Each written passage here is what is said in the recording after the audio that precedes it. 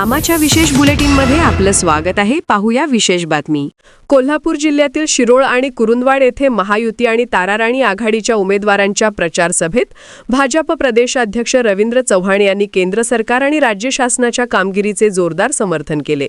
चव्हाण म्हणाले की केंद्रात पंतप्रधान नरेंद्र मोदी आणि राज्यात तत्कालीन मुख्यमंत्री देवेंद्र फडणवीस यांच्या धोरणात्मक आणि प्रामाणिक कामामुळे महाराष्ट्राच्या विकासाला नवी गती मिळाली।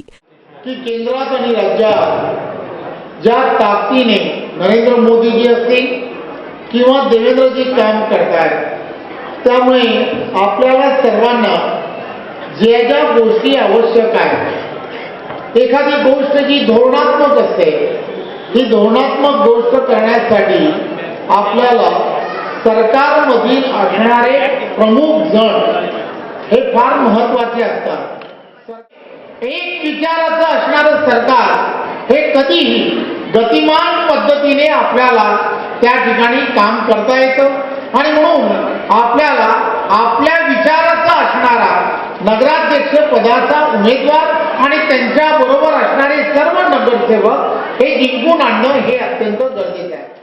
तरुणाचा काळ हा तुम्ही आम्ही सर्वांनी गाठवला पाहिजे। संपूर्ण देशभरामध्ये महामारीचं वातावरण आपण सर्वांनी पाहिलं होतं।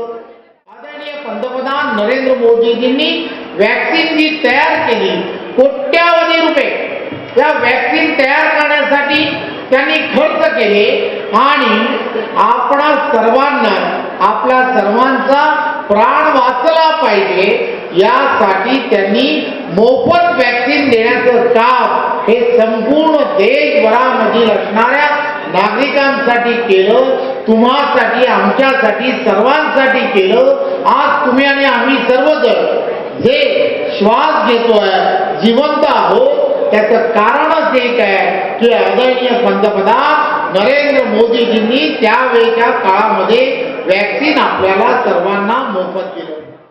यावेळी त्यांनी पीएम किसान योजनेतून शेतकऱ्यांच्या खात्यात जमा होणारे दरवर्षी 6,000 रुपये, आयुष्यमान भारत आरोग्य योजना, अन्न सुरक्षा योजना अशा विविध केंद्र सरकारच्या योजनांची माहिती दिली। काँग्रेस राष्ट्रवादीच्या काळातील वीज तुटवड्याची आठवण करून देत चव्हाण म्हणाले, त्या काळात दिवसाला 6 तास लोड शेडिंग व्हायचं, पण आज महाराष्ट्रात लोड शेडिंग नाही, हा बदल लोकांनी ओळखला पाहिजे। भारतीय जनता पार्टी आणि ताराराणी या दोघांवरती नरेंद्र मोदीजी आणि देवेंद्रजी यांचा आशीर्वाद आहे। यांचा आशीर्वाद असल्यामुळे, यांची कृपादृष्टी असल्यामुळे आपल्या भागातील असणारे सर्व विषय की जे गेले अनेक वर्ष प्रलंबित आहेत, हे प्रलंबित विषय हे नक्की मार्गस्थ लागतील याची मी तुम्हाला खात्री देतो।